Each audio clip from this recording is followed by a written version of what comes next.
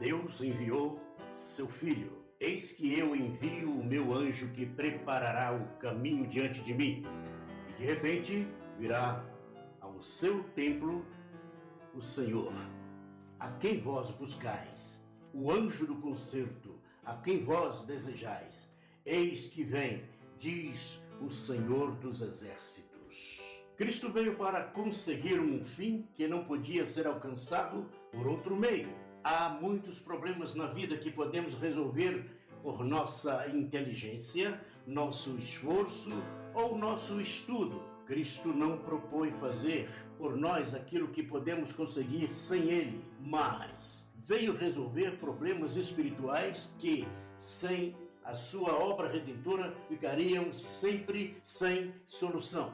Como Deus poderia manifestar seu amor sem prejuízo da sua justiça? Como a criatura humana pecaminosa poderia ser justificada por um Deus santo? Como os homens propensos ao pecado poderiam ser entusiasmados pela santidade? Como pessoas dispostas a contentar-se com os prazeres e a impiedade poderiam ser ensinadas a preferir os mais sublimes ideais? A filosofia ou a ciência humana não nos oferecem solução alguma para tais problemas. Estudando os livros de Malaquias e Gálatas, podemos entender esse nosso assunto sobre a vinda de Jesus Cristo a este mundo. A vinda do Filho de Deus seria repentina, mas não inesperada, porque já havia sido profetizado por Isaías, já havia sido profetizado por Malaquias, que Jesus viria.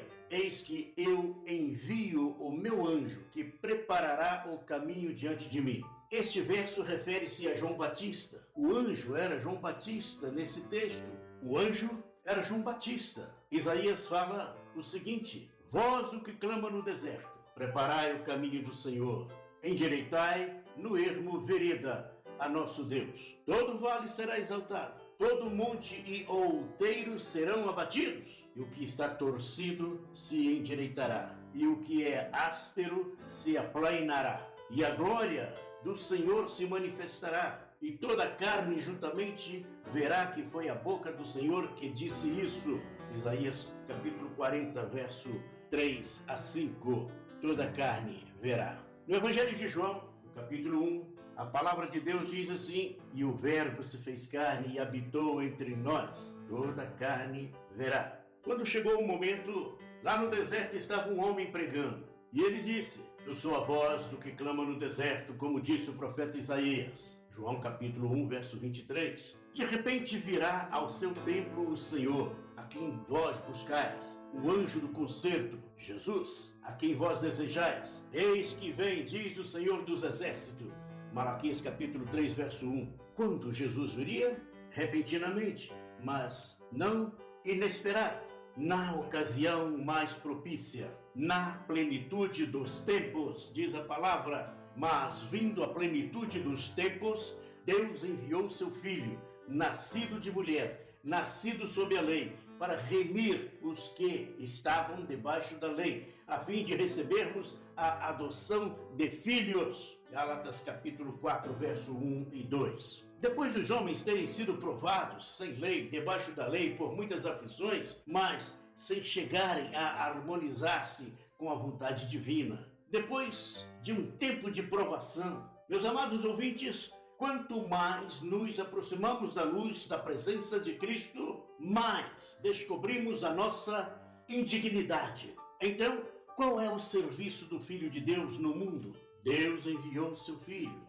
O próprio Jesus disse isso em João 3,16, porque Deus amou o mundo, que deu o seu Filho unigênito, para que todo que nele crê não pereça, mas tenha a vida eterna. Qual o serviço do Filho de Deus? Segundo Malaquias, capítulo 3, verso 3, seria purificar e refinar. Ainda hoje, em todo o seu contato com o ser humano, Cristo purifica e santifica o crente. Diz o texto: e assentar-se-á, afinando e purificando a prata, e purificará os filhos de Levi, e os afinará como ouro e como prata. esse serviço é o serviço da graça, é o serviço do perdão, é o serviço da salvação, que nós não merecíamos, nós não merecemos, mas Ele veio prestar esse serviço a nós, humanos.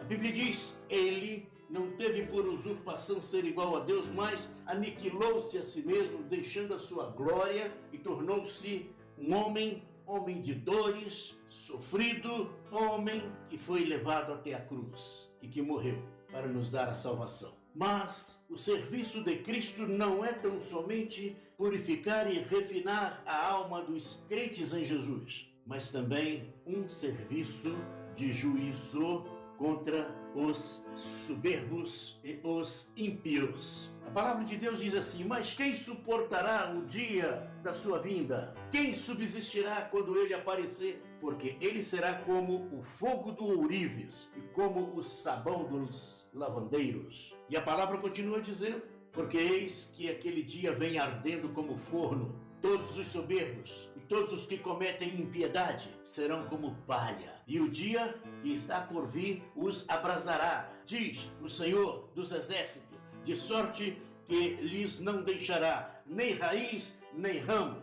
Mas para os discípulos de Jesus, para os servos de Cristo, para os filhos de Deus, a palavra diz assim, para vós que temeis o meu nome, nascerá o sol da justiça, e salvação trará debaixo das suas asas, e saireis e crescereis como os bezerros do cevadouro. Malaquias capítulo 4, verso 1 e 2. Que coisa maravilhosa! Haverá algo maravilhoso para os cristãos, mas haverá uma coisa terrível para os ímpios, para os soberbos, para aqueles que cometem impiedade. E para nós hoje, para nós outros, que não estamos mais debaixo da lei, que não estamos debaixo das imposições da estrutura religiosa antiga, quais são as consequências para nós outros? Gálatas capítulo 4, de 4 a 7, fala exatamente isso. Então, para nós, será uma nova vida, porque os costumes outrora apreciados, agora repugnados, porque não combinam com a presença de Cristo, a luz não combina com as trevas. Há para nós, além de uma nova vida, uma nova natureza, um novo parentesco, a intimidade de filhos.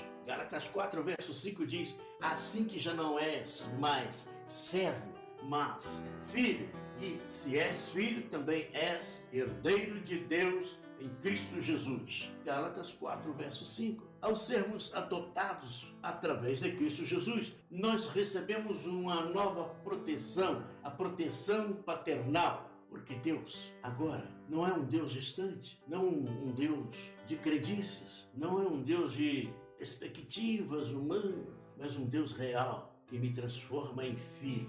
Gálatas 4, verso 6, e porque sois filhos de Deus, Deus enviou aos nossos corações o Espírito de seu Filho, que clama, Abba, Pai. Ah, sim, nós temos uma nova natureza, nós temos um novo parentesco, nós temos uma nova proteção paternal, porque agora somos filhos, e nós temos um novo espírito, espírito de obediência e confiança filial, que invoca a Deus como nosso Pai. O que significa para cada um de nós Jesus Cristo ter vindo ao mundo? O que você sabe sobre sua purificação pessoal, humana e espiritual? A pergunta mais bonita é esta: o que significa para cada um de nós a vinda de Jesus Cristo a este mundo? E o que significa o que Ele fez por nós, o que Ele tem feito por nós e o que Ele fará por cada um de nós? Pare e pense. Isso é muito importante. Meus queridos internautas, eu sou o pastor Jackson e eu venho pedir o seu apoio pessoal ao nosso trabalho. Deixe o seu like, comente sobre essa mensagem, compartilhe, se puder, inscreva-se nesse canal, porque ainda não temos remuneração ou monetização do YouTube. Nós precisamos de 1.000 inscritos, precisamos de 4.000 visualizações e likes para sermos monetizados. Por isso estou pedindo o seu apoio para o nosso trabalho. Eu sou o pastor Jackson e venho pedir o seu apoio, porque eu quero transformar esse nosso trabalho em uma obra de missões, onde a gente possa alcançar muitas e muitas vidas para o reino de Deus, muitas almas para o reino de Deus, porque nós temos como objetivo pregar a palavra de Deus sem mescla de erro. Que Deus os abençoe.